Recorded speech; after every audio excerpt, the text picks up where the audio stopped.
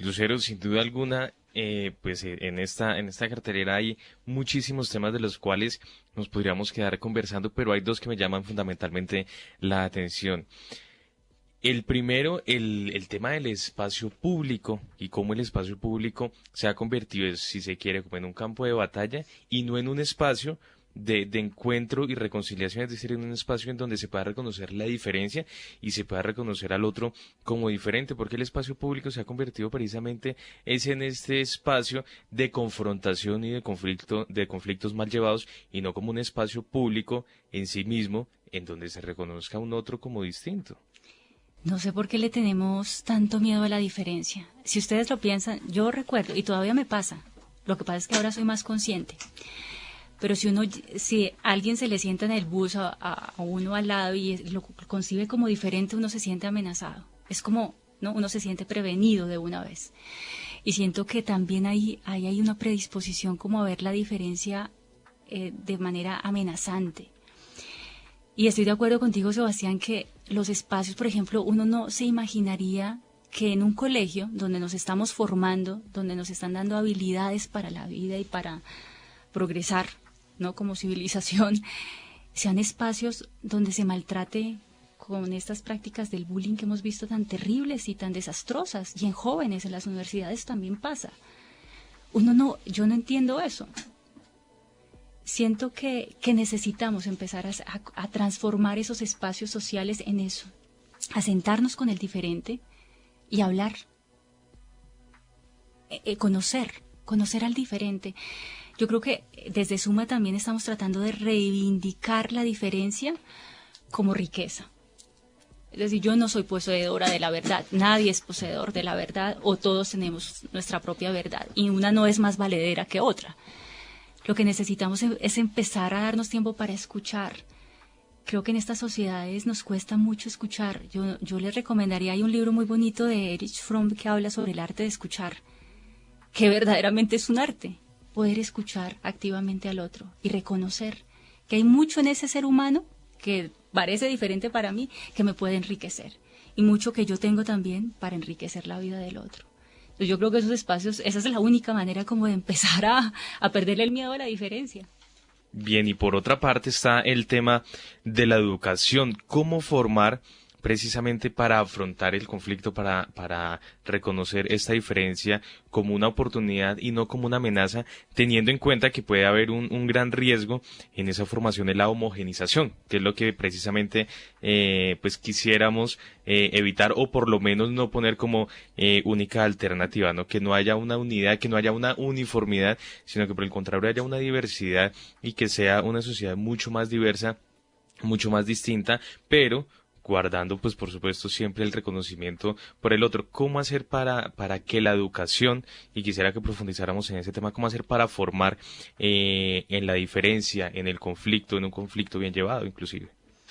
Yo creo que se ha abierto una oportunidad muy bonita con esto de la Cátedra de la Paz. Sé que la ley se firmó el año pasado y ya todas las instituciones privadas y públicas tienen que abrir un espacio para trabajar estos temas. Uno es entender que el conflicto es cambiarnos el chip. El conflicto es algo incluso deseable. Ahora, tal vez debemos irnos al otro lado. Y si fue durante mucho tiempo indeseable, hoy entender que cada vez que se me presenta un problema, ese problema o ese conflicto lo que está cuestionando o lo que está pidiendo de mí es que dé más. Mi mejor parte está llegando a preguntarme, bueno, ¿y aquí qué? ¿Va a responder de la misma manera o hay una mejor manera de hacerlo? ¿No? Es abrir como la posibilidad. Primero, reivindicar el conflicto. Entender la creatividad como una capacidad inherente que no podemos perder. Dicen los estudiosos que a medida que crecemos es una capacidad que se va como encogiendo, porque nos normatizamos más, porque ya creemos que sabemos mucho de las cosas. Aquí es esto, aquí es esto, aquí es esto. Un niño no. Un niño como que todavía no tiene esos límites y inventa, ¿no? Y usa y revuelve, pero después nosotros ya nos volvemos como acartonados, ya sabemos demasiado. Entonces es una cosa que también nosotros como adultos, los que tienen hijos o los profesores, podemos trabajar. ¿Cómo nos reinventamos cada día? Estoy tomando un curso con un profesor que me parece espectacular. Él tiene a distancia, ¿no? Pero él tiene un día que lo llama el día del fracaso, ¿no? El día de vestirse desastrosamente.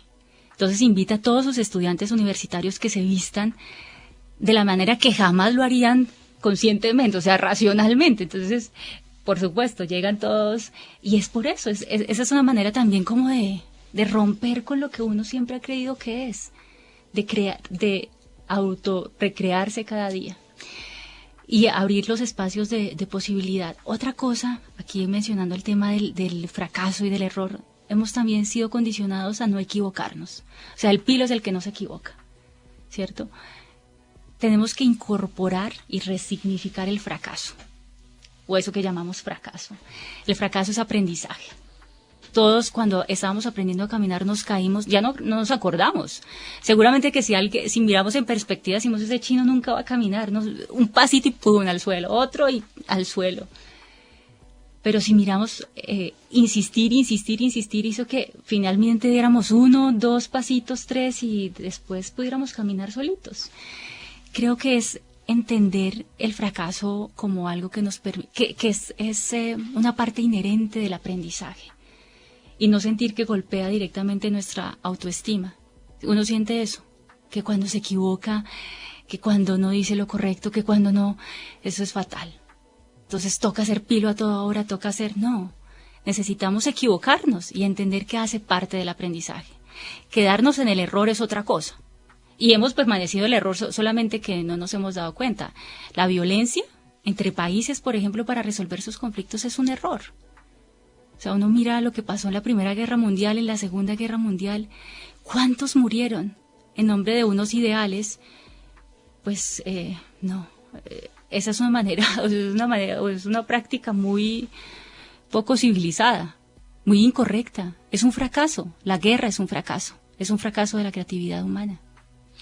Lucero, hablando propiamente de la creatividad, digamos, ¿cómo hacer uso de esto? O sea, ¿cuáles son, digamos, como esos ejemplos ya como textuales donde uno puede, digamos, como ya decir como, bueno, la creatividad se puede usar en esto para que obviamente resolvamos, digamos, el conflicto, no sé, de las personas que se cruzan los semáforos en rojo, por poner un ejemplo, o de las personas que tienen el ideal que hablábamos ahorita, de que llega y que ya se predisponen simplemente porque una persona se les sentó al lado. Entonces, digamos, como esa creatividad, digamos, juega ese papel, juega ese rol para ayudar, digamos, a esas personas, para crear conciencia en esas personas.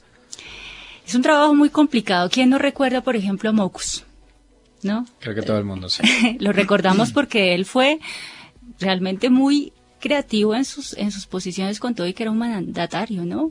Y dio ejemplo y se vistió de superhéroe y salió a las calles y empezó a cambiar, pero requería tiempo. Es que yo vuelvo al tema del tiempo porque en esta sociedad queremos todo ya. Sí.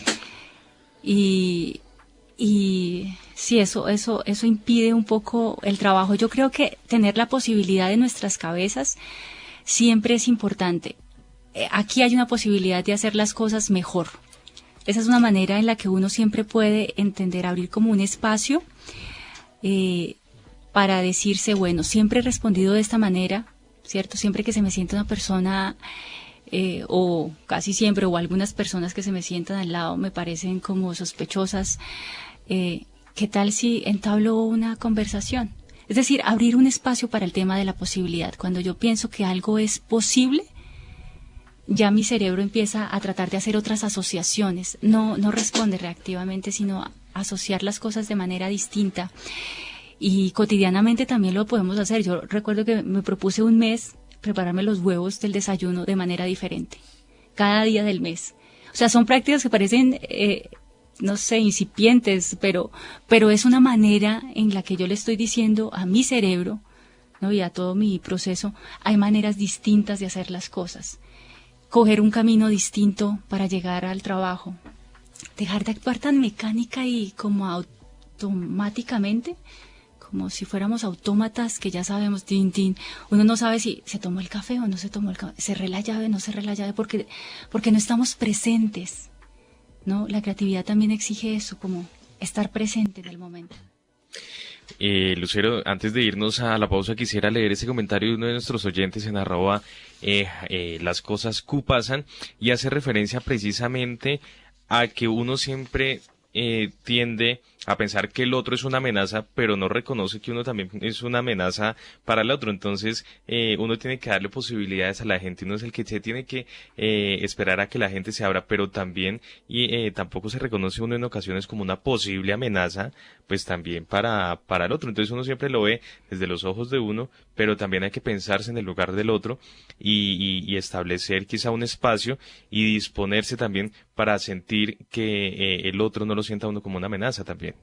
Totalmente de acuerdo, claro, uno siempre mira desde su lado, pero seguramente que si yo llego, no sé, a una recepción y todos están bien vestidos y yo llego en jean, ¿no? O sí, es decir, uno siempre está mirando desde su posición y seguramente uno también ha representado una amenaza para el otro.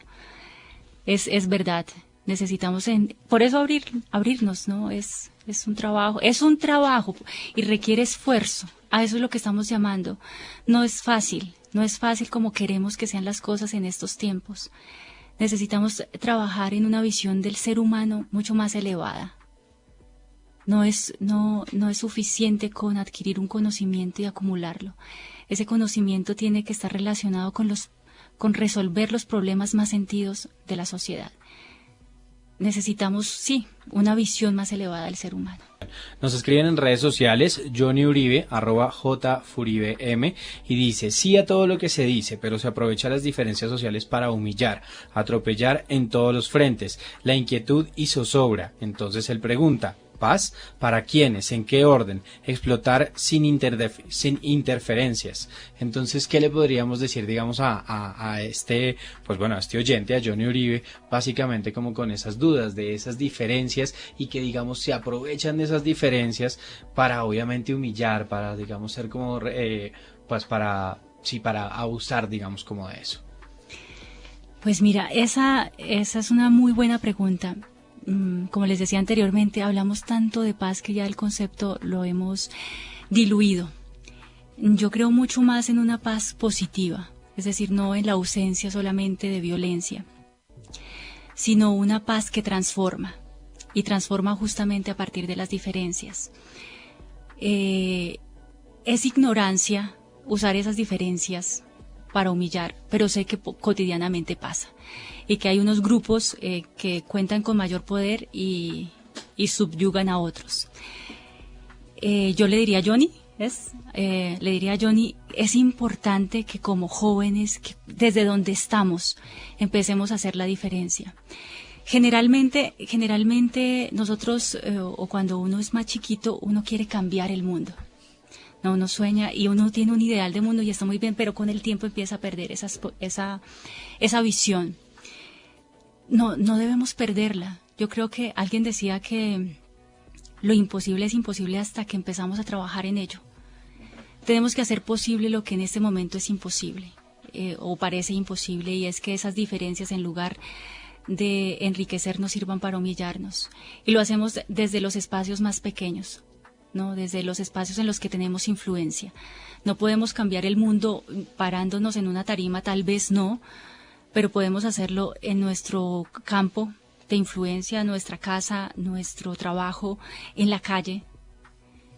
Es la única manera de cambiarnos a nosotros mismos, cambiándonos, así como también tenemos una responsabilidad en nuestras acciones con respecto al todo, cuando actuamos negativamente, cuando actuamos también de otra manera o afirmativamente, transformando positivamente esto, estamos transformando el todo. Es un trabajo y un trabajo requiere mucho esfuerzo, pero requiere más esfuerzo de nosotros mismos que de los otros. Siempre estamos esperando que los otros cambien. Y el verdadero cambio empieza con uno mismo.